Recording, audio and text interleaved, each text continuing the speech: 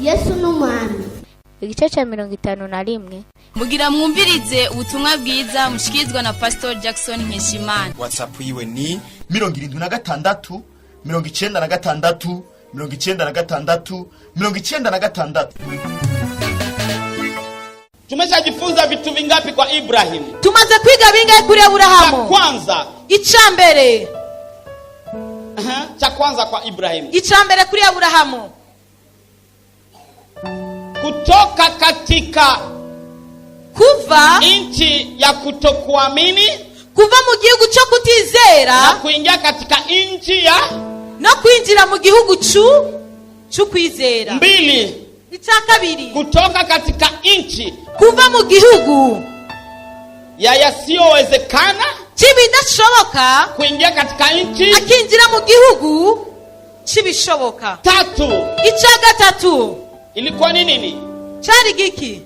Kutembea tembea, kugenda, kuinspecte, kwa Kirundi tulisema kugendura, kuinspecte, kugendura vitu ambavyo Mungu atakupa bado hajakupa. Ivyo Imana izoguha itaranabiguha. Mungu kama alikwambia atakupa gari, nimba Imana yakubareti nzoguha umuduga, anza zoea kutembeza, tangura kumenyera kugendesha imodoka. Ikiwa Mungu alikwambia atakupa mtoto, nimba Imana yakubwiye kwiguha umwana, anza zoea kuuliza bei ya Pampers, utangura kwimenyereza kubaza bei ya Pampers. Kama Mungu alikwambia atakupa, alikwambia atakupa nyumba, Imana yakubwiye izoguha iki? Zoea kuingia ndani ya nyumba yako. Nimba Imana yakubwiye ko izoguha inzu, umenyera kwinjira mu nzu yawe, kutembea na kifunguo, umenyera kugenda n'urufunguruzo. Haleluya, amen. Hiyo ndio tumejifunza. Ivyo nivyo twize, na baadaye tukajifunza ya ngapi? Ya 5. Unamusi turiga ivya 5. Baadaye tulijifunza ya 5. Mu nyuma twarize ya 5. Sorry, ya 4. Ya 4 ilikuwa ni kazi ya kutoa sehemu ya 10. Igikorwa cyo gutanga ikigira 10. Tulijifunza kwamba sehemu ya 10 ina sehemu 8. Twarize ko ikigira 10 gifite vitu 8. Ibice 8. Kwanza inaleta baraka. Icambere izana umugisha. 2 inaonesha Mungu kwamba unashukuru. Vyereka Imana yuko ushima. 3 inaonesha Mungu kwamba amekushindia. Icagatatu vyereka uba weretse Imana ko yakuneshereje. 4 sehemu ya 10 ni takatifu mbele za Mungu. Icakane ikigira 10 ni ceranda imbere y'Imana. 5 ni kwamba unapasha toka katika kila kitu ambacho umepata. Icagatanu nuko utegerezwa kukura mu mwimbu wawe. 6 usipotoa unakuwa ni uko mwizi. Icagatandatu nutatanguze oburu musuma. 7 kutokutoa sehemu ya 10 ni kujiletea laana. 7 kudatanga ikigira 10 no kwizanira umuvumo. 8 tukajifunza kwamba kutokutoa sehemu ya 10, 8 tujifunza kwamba hiyo nayo lazima ifunze wengine.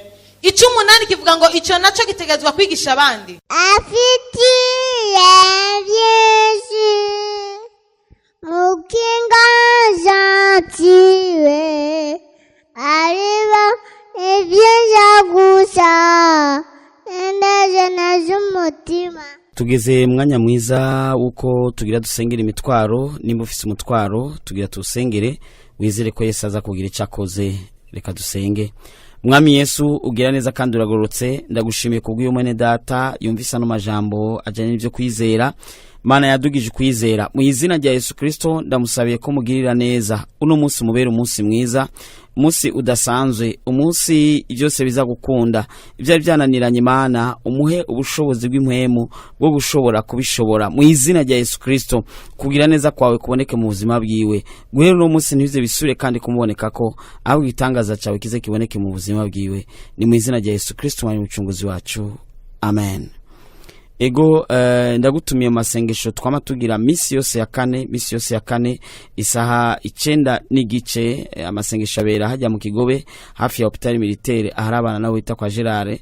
Ego kaze kwa 4 kugira ngo tugusengere, tufise amasengesho yiyaguye aho benshi bashinge ntahe nivyo Yesu akora.